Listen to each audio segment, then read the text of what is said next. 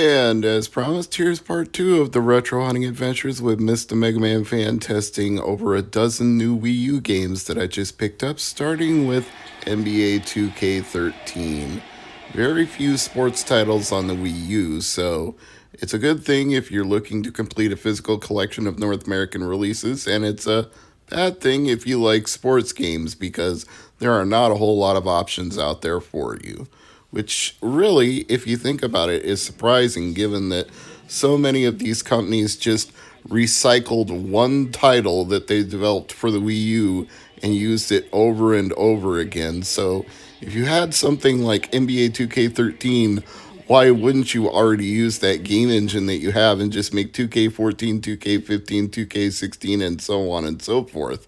Even worse, you get all these error messages right when you boot it up saying the online service is no longer available. Well, what the heck did it make me download an update for if not to correct that?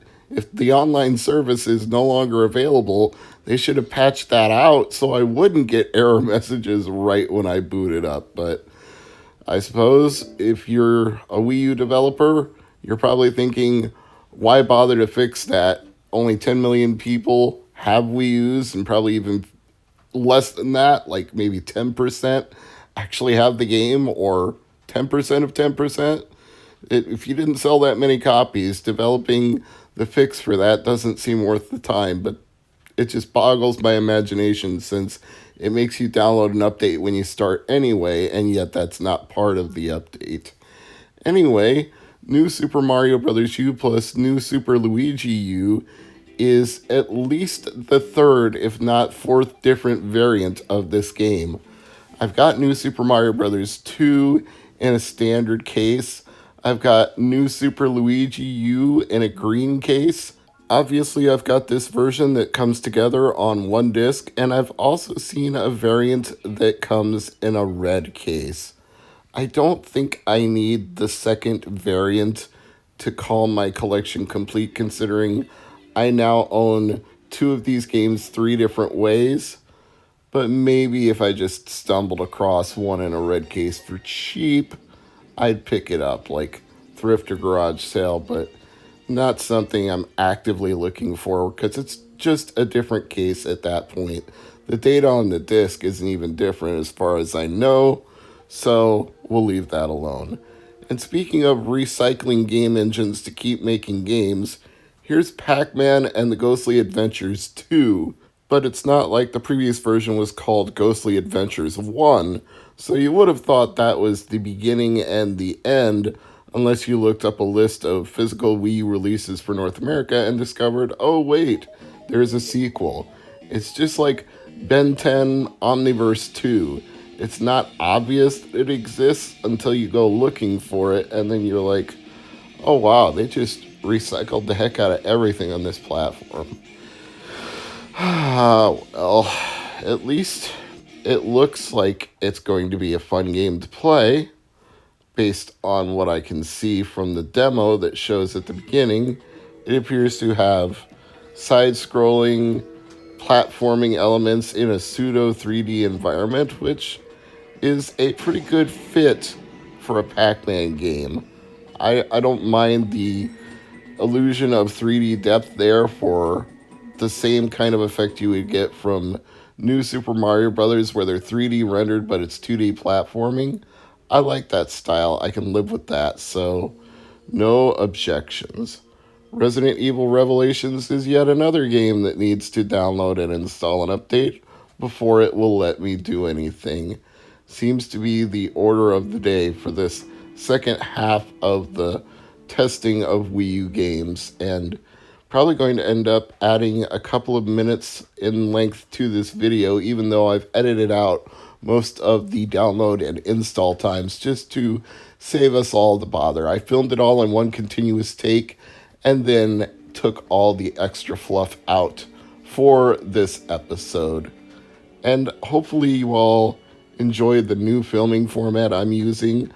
I set up a tripod and put it in front of the TV instead of filming the Wii U gamepad, because I realized in some of those previous videos that it doesn't make use of the touchpad as a second screen for some of those games. So sometimes when I was showing the touchpad, it was it was black. There was nothing on the screen, which is really disappointing to look at. So at least when I'm filming the TV instead of the gamepad, there's a little more to see for some of these titles. Then, of course, there's the added benefit of my hands not getting in the way for the games that only work with the Wii U touchpad. So then I would have to touch the controls just to make any progress in the game whatsoever. Sign up for ResidentEvil.net. No, I don't think I'll be doing that today, but thanks anyway. Let's move on to Tekken Tag Team Tournament 2. Now, this one is weird because Wii U doesn't have a physical Tekken Tag Team Tournament. They have the sequel, but not the original. I don't understand the logic on those kind of things, but whatever.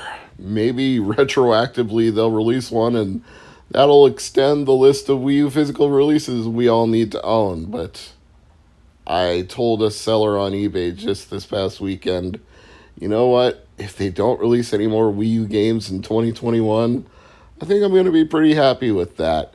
Every time they added just one more, it just made my goal of finishing this set padded out a little bit longer.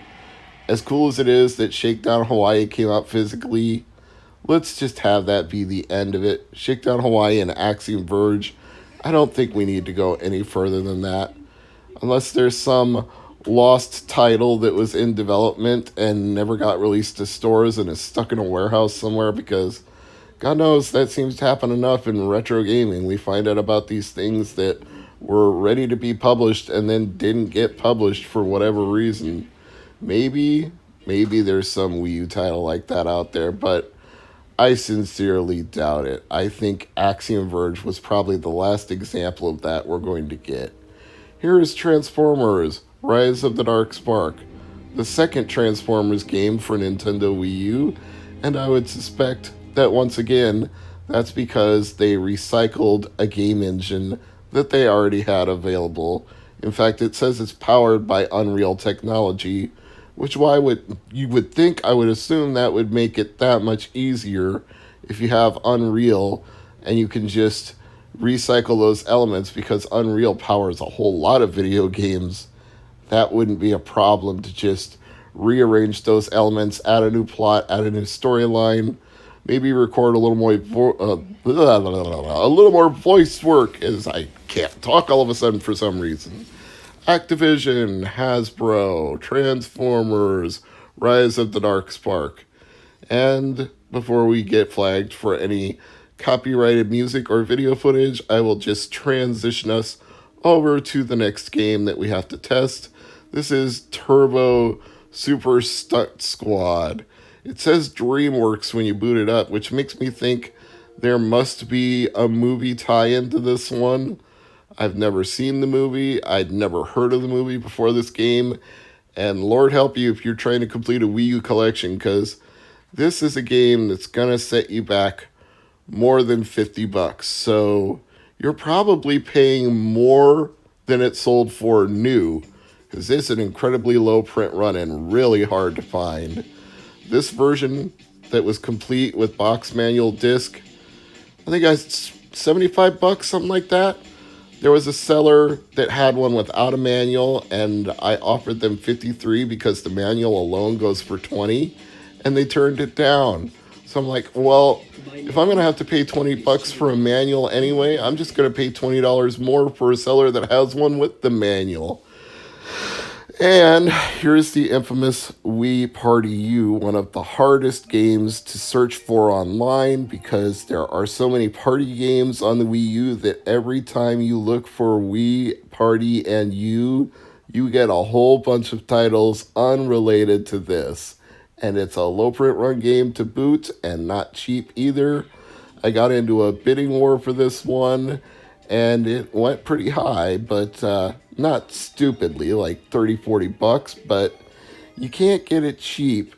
And I was willing to go to $40 because it was complete with the disc manual case, but this also comes in a package with a Wii Wii U Plus, Wii Plus remote, whatever the remote with the extra weight sensor in there to make it more accurate for sports games. If you get the bundle that comes with the remote, it can go complete in box for over $100, and I don't need the remote or the box, so I didn't bother with that.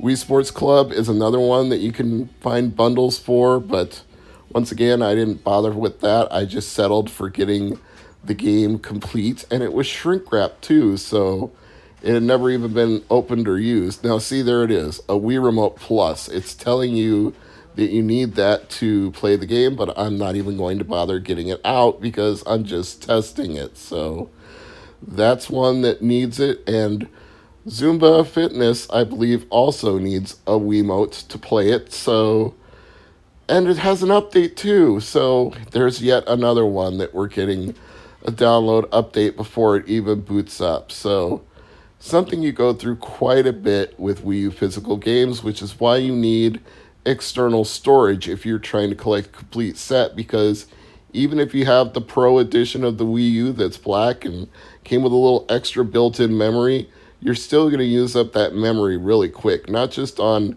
download games from the eShop, but on updates for any game you get, whether it's a eShop game or a physical game. You're going to end up creating a lot of extra data for all the patches and day one updates and downloads and all the extra things. So do yourself a favor and get yourself an external hard drive with an external power supply. Don't try to do this on a USB flash stick because those are notorious for losing data.